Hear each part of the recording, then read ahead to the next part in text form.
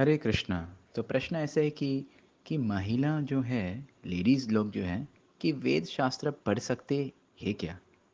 तो ये प्रश्न खास करके जो जो लोग सनातन धर्म के विरोध में हैं, वो हमेशा कहते हैं कि सनातन धर्म जो है, जो लेडीज़ लोग जो हैं, विमेन को शोषण करते हैं। इतना सारे रूल्स डाल के लेडीज़ को प्रोग्रेसिव नहीं बनते, अलाउ नहीं करते। ऐसा वो लोग आरोप करते हैं। खास करके वो बोलते हैं, देखो आपका शास्त्र में वेद वेद जो है लेडीज़ पढ़ सकते कि नहीं। तो अभी हम इसके बारे में थोड़ा चर्चा करेंगे, थोड़ा देखेंगे। खास करके शास्त्र का उदाहरण, फ्यू एग्जांपल्स हम देखेंगे, और शास्त्र का श्लोक में क्या बता रहे हैं इसके बारे में। तो पहले हम देखेंगे कि भगवान का इच्छा जो है, सभी जीवात्मा, वो पुरुष या स्त्री जो भी हैं, इस जन्म में शायद हम पुरुष या स्त्री, लेकिन वास्तव में हम जीवात्मा हैं। तो भगवान का इच्छा कि सभी जीवात्मा जो हैं वो वापस भगवान के पास आए, भले उसका कौन से भी शरीर में। तो ये वेद का ज्ञान जो है इस सभी के लिए है ना। वो बॉडी के नहीं देखेगा, क्योंकि वेद का बॉडी के ऊपर नहीं बता रहे, वो आत्मा के ऊपर है। तो हम देखेंगे कि हमारा वेद शास्त्र में कुछ ऐसा कुछ उदाहरण है क्या। तो सबसे फेमस, अगर आप शास्त्रों या उपनिषद या पुराणास में पढ़ोगे, तो सबसे फेमस जो विद्वान अ, वेद शास्त्र के निपुणता दिखाते हैं, दो लेडीज़ हैं। एक जो है गार्गी, जो गर्ग मुनि का खुद की बेटी हैं, गर्गी। वो बहुत सारे श्लोक आते हैं बृहद आर्यंक उपनिषद में, कि जहाँ यज्ञवाल्क्य जो है एक मुनि ऋषि हैं, वो गार्गी को के साथ संवाद करते हैं कि अपना ये सिद्धांत के बारे में।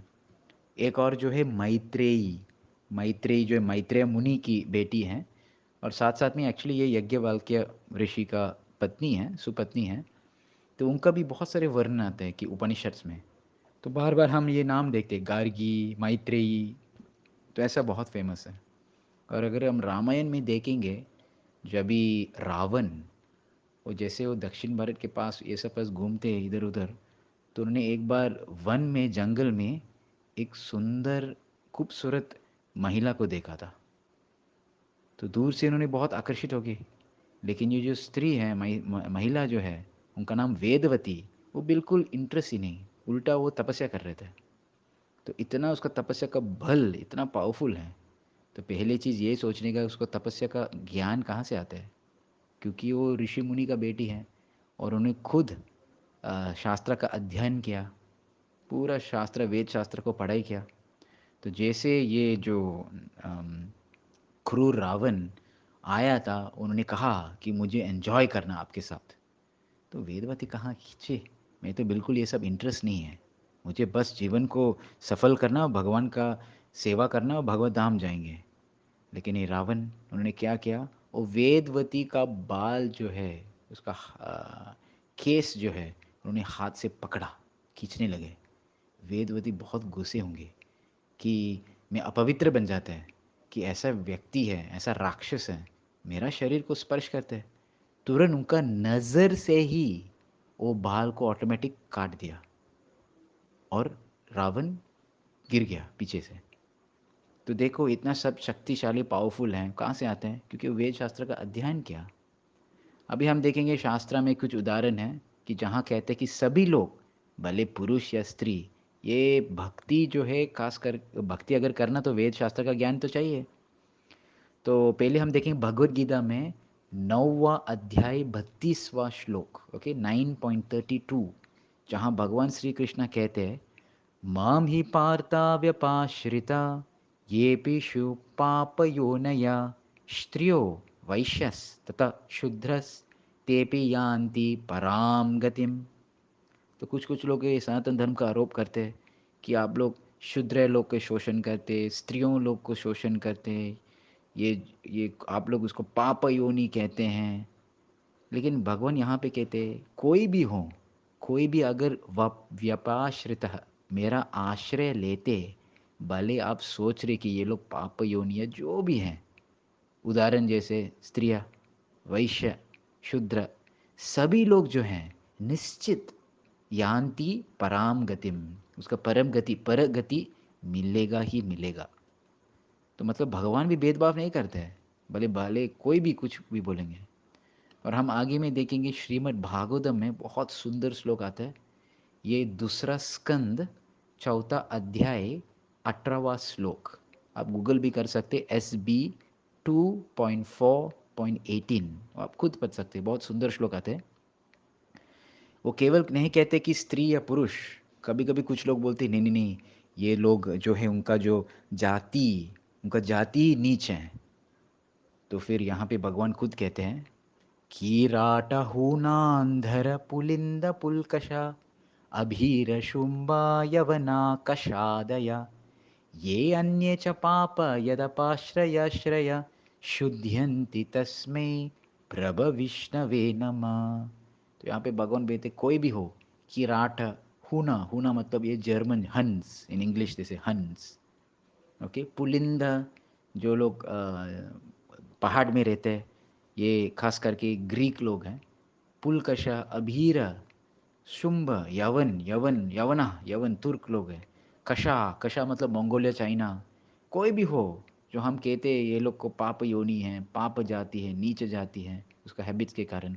लेकिन यहाँ पे भगवान ये अन्य च पाप यत अपाश्रया श्रेया, अगर वो भगवान का भक्त का शरण लेते, शुद्धंती, शुद्ध हो जाता तुरंत, तस्मै प्रभु विष्णवे नमः, क्योंकि भगवान वो जो है विष्णु जो है बहुत प्रभावित है।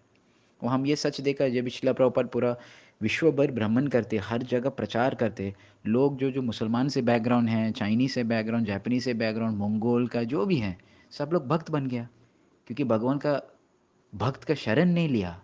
तो इतना पावरफुल है भक्ति, कोई भी है, कि भले आप बोलेंगे महिला या पुरुष या कौन से भी जाति है। अभी एक और श्लोक है इसमें से, इसके बाद हम विराम करेंगे। ये दूसरा स्कंद, 7वां अध्याय, 46, I don't know how you से इन हिंदी, 46वां श्लोक। आप गूगल कर सकते, SB 2.7.46। अभी इसका और एक लेवल जाते हैं, पहले हम महिला और पुरुष के बारे में चर्चा करें, उसके बाद हम बाकी जातियों के बारे में चर्चा करें। अभी ये श्लोक जो है एक और लेवल और आगे, कि केवल मानव नहीं, जानवरों को भी उद्धार कर सकते हैं।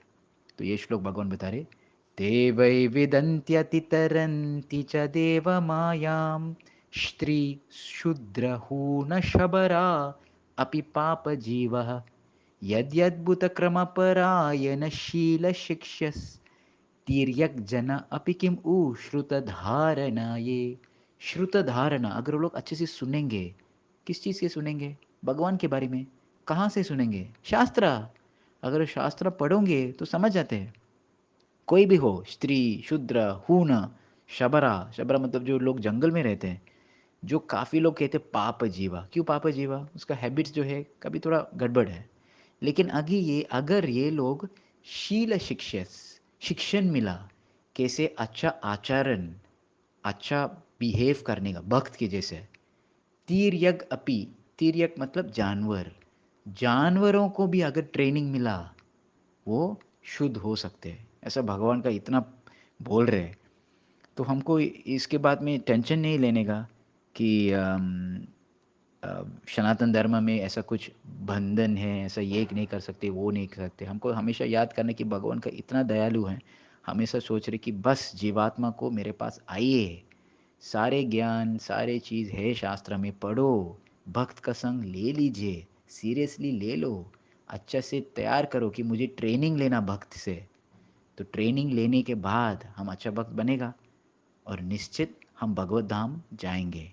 भले पुरुष या स्त्री या जानवर या कोई भी जाति, ये सब इम्पोर्टेंट नहीं है। सबसे इम्पोर्टेंट क्या, हम आत्मा हैं, हम जीवात्मा हैं, और हम भगवान का दास हैं। इस पे अगर हम फोकस करेंगे और अच्छे से हम भगवान का भक्त का संग ले लेंगे, और भगवान का भक्त का संग में वो लोग इतना जो भी एक्सप्लेन करते, टीचिंग करते, वो हम स्वीकार करते, और हमारे लाइफ को सफल करना। हरे कृष्ण।